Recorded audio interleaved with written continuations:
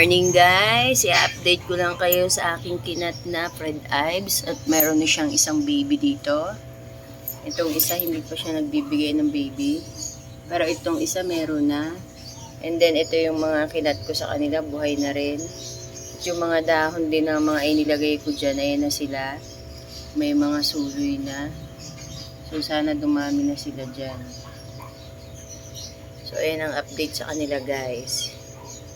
Ayan o. Mabagal po pala sila. Parang nakakainip maghintay magbigay ng baby. So ayan, medyo malaki na naman itong isa. Pero medyo mabagal nga sila.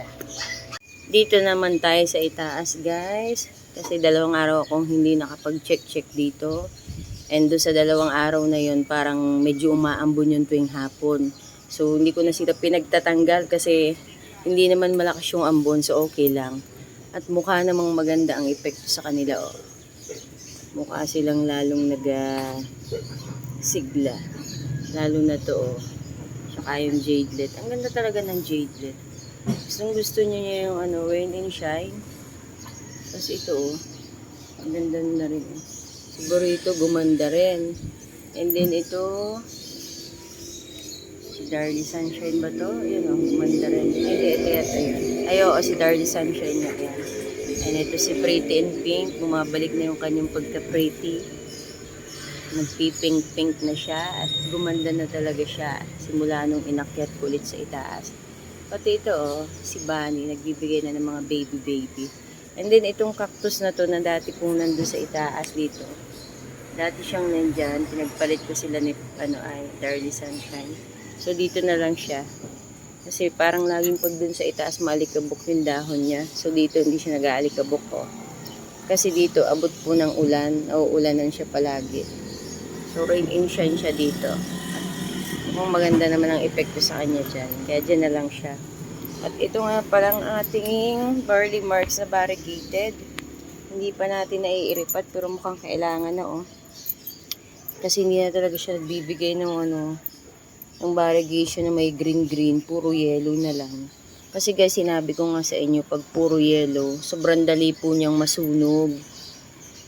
Mabilis po yung masunog ng araw pag ang variegation niya lahat yellow. Although maganda, kaso hindi siya nga hiyang sa araw pag ganun ang variegation niya na yellow lang. Ang bilis-bilis niyang masunog. Pero dahil nasa ilalim nga siya ng mga succulent ko, hindi naman siya masyadong nasusunog dito kasi natatabunan. Pero ang ganda nila guys. Oh, ito ding isang puno. Oh. As in, ayan oh.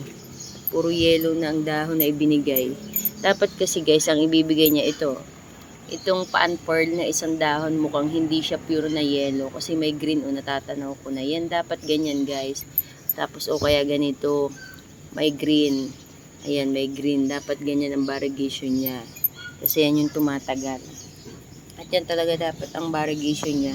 Hindi puro yellow. Ewan ko bakit puro yellow. Dito naman sa side na to.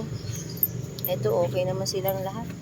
Yung propa ko dito okay din. Ito akala ko nga to patay na oh. Pero pinatong ko dyan. Nabuhay naman siya. May ugat na. And then ito. Yung isang ganito. Nilipat ko na po doon sa paso. Ayun oh. Ayan na siya guys.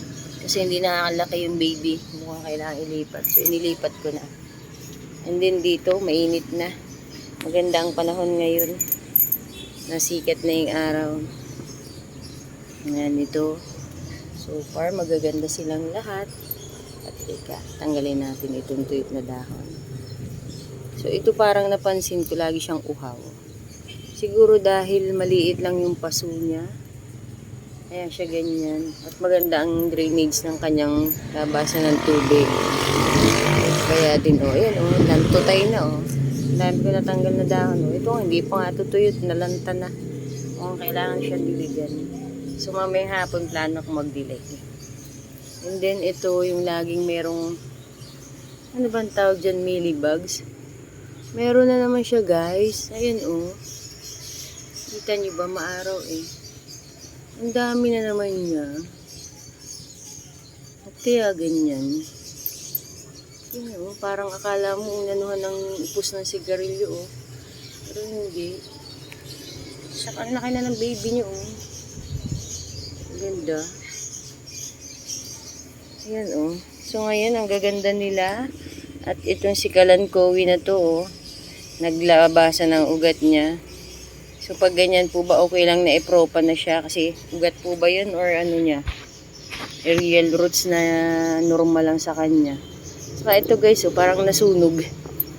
Nasunog yung jade. Ewan kung bakit.